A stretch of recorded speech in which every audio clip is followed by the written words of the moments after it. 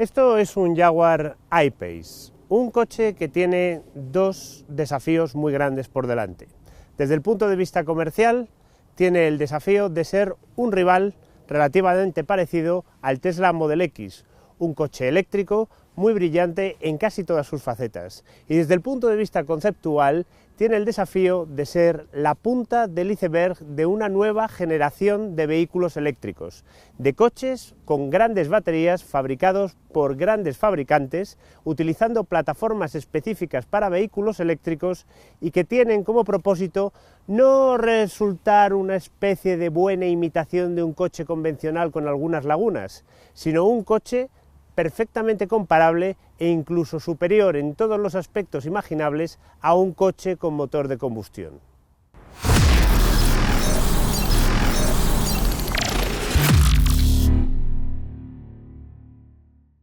Vamos a comenzar por lo conceptual, porque este coche es distinto de cualquier otro que hayamos visto hasta ahora.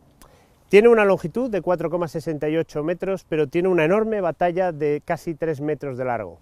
Entre el eje delantero y trasero tiene una batería de nada menos que 90 kilovatios hora de capacidad que le proporciona una autonomía homologada de 420 kilómetros.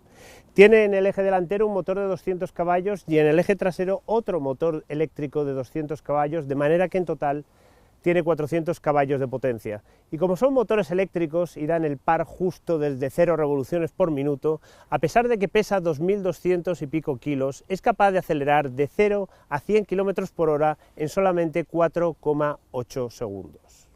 El diseño del I-Pace es muy innovador, en parte porque no está sujeto a las restricciones de los coches convencionales y los elementos mecánicos que tienen debajo de su carrocería.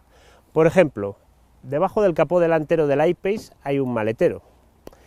En la parte delantera encontramos esta toma de aire que imita el S-Duct de la Fórmula 1 y que reduce tanto la resistencia aerodinámica como la sustentación que se genera sobre el capó.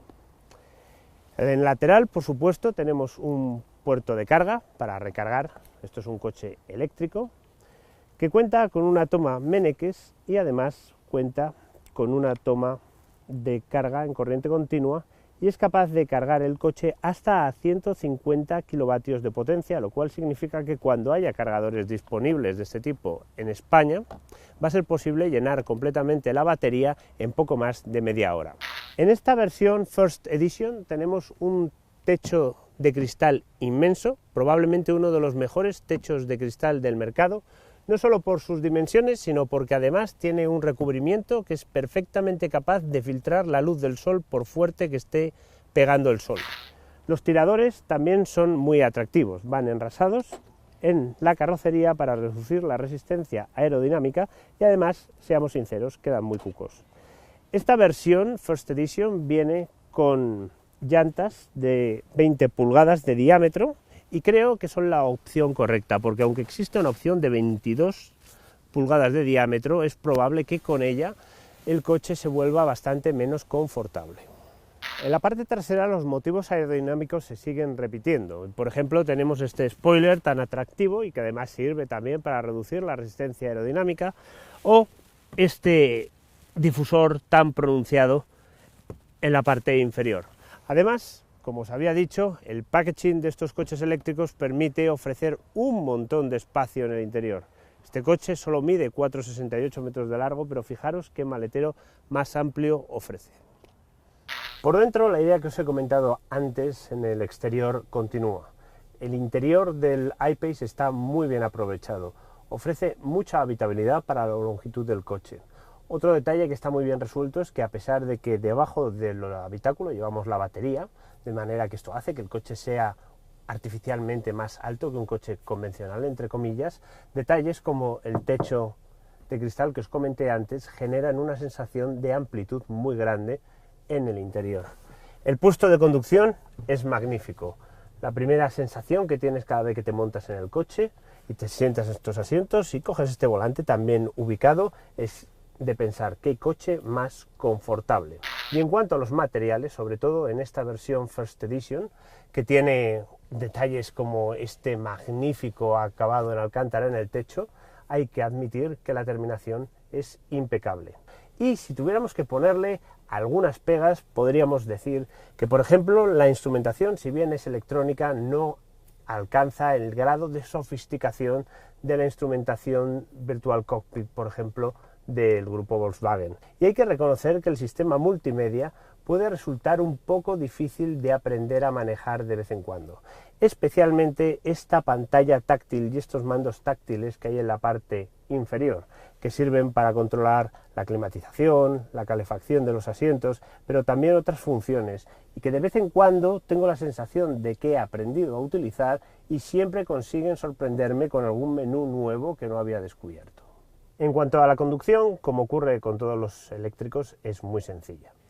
Basta con poner el coche en marcha con el botón Stop Start y con estos tres botones seleccionar si queremos ir hacia adelante, si queremos ir hacia atrás o muy poco utilizado para el punto muerto. A este otro lado tenemos los modos de conducción, más ecológica hacia arriba, más deportiva hacia abajo, incluido también un modo todoterreno. Finalmente, estos dos pulsadores de aquí sirven para ajustar la altura de la carrocería utilizando la suspensión neumática, que es opcional en el acabado básico y que es de serie en los acabados superiores y por supuesto también en este First Edition. ¿Qué tal va el Jaguar I-Pace al volante? ¿Qué tal es la dinámica del I-Pace? Lo primero que te llama la atención es que es un coche extremadamente confortable. Sin duda es gracias a la suspensión neumática. Es un coche que tiene un tacto de suspensión de berlina premium, a la altura de su precio, que es bastante elevado. Lo segundo que te llama la atención, por supuesto, es la forma que tiene de acelerar y la respuesta del acelerador. Acelera muchísimo y, como en todos los coches eléctricos, el acelerador tiene un tacto muy afilado.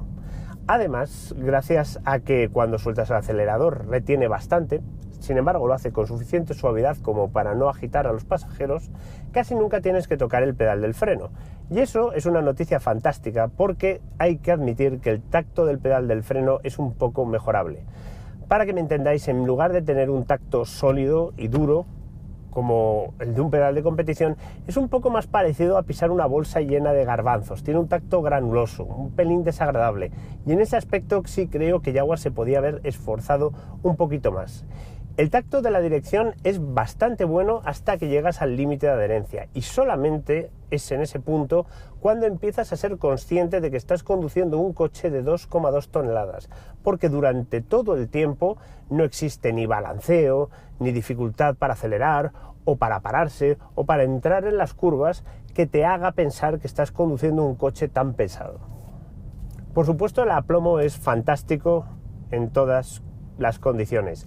Creo que Jaguar podía haber sido, teniendo en cuenta que hay un motor delantero y un motor trasero independientes y que eso da muchas posibilidades de vectorización de par, podía haber sido un poco más ambiciosa con la puesta a punto del control de estabilidad y haber favorecido un poco más la neutralidad del vehículo. Pero hasta que llegas a ese punto en el que uno de los dos ejes empieza a saturarse, el coche es extremadamente ágil. Claro, con todo esto que os estoy contando estaréis pensando que es el coche definitivo, que no se puede hacer un coche mejor. Y sin embargo, hemos notado que existe un defecto y que ese defecto afecta a uno de los pilares fundamentales de cualquier coche eléctrico, y se trata de la autonomía. Este coche gasta bastante y no ofrece tanta autonomía como cabría esperar de los 420 kilómetros de autonomía homologada según el ciclo WLTP. Para hacernos una idea más concisa, si cargas completamente el coche y te echas a una autopista a 120 km por hora, es probable que se te acabe las pilas cuando hayas recorrido alrededor de unos 250 kilómetros.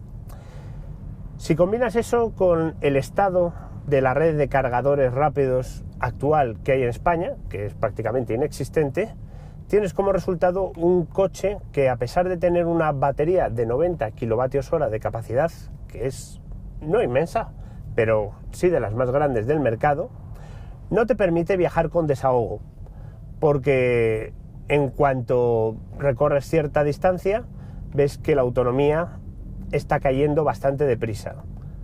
Para conseguir que la autonomía indicada en la instrumentación y la distancia real recorrida vayan a la par en esta unidad, hemos tenido que circular a 90 km por hora sin el sistema de calefacción activado.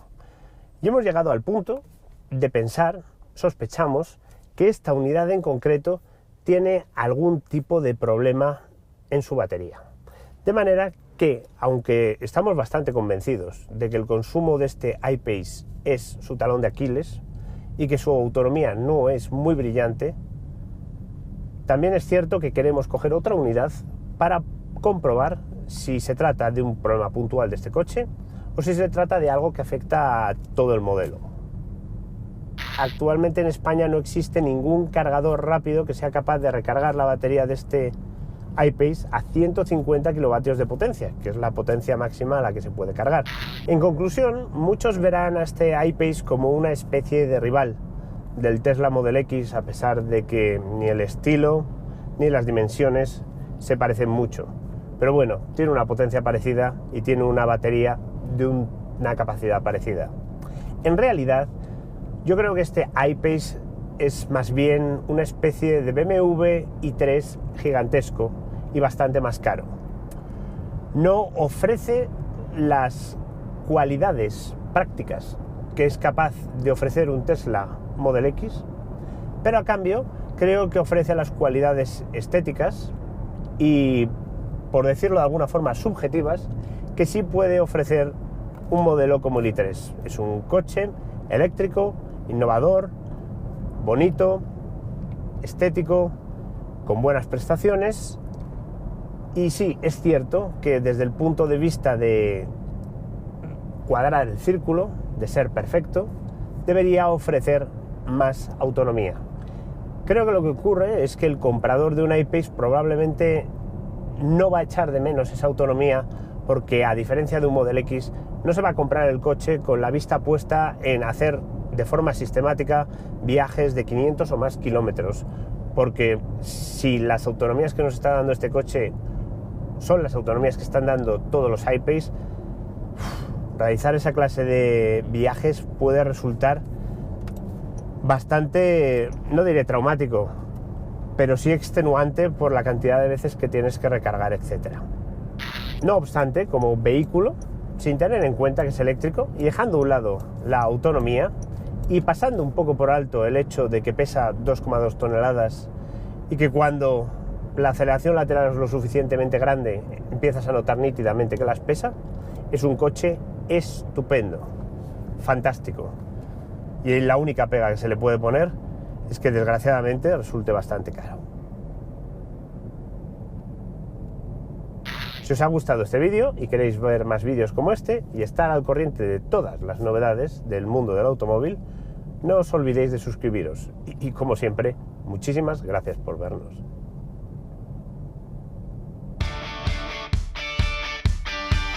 Hoy vamos a probar dos modelos diferentes. Por un lado, Depende de la seguridad, ese es el neumático. Dentro de las cargas de coches eléctricos podemos elegir tanto tracción delantera como tracción a las cuatro ruedas y la caja de cambio.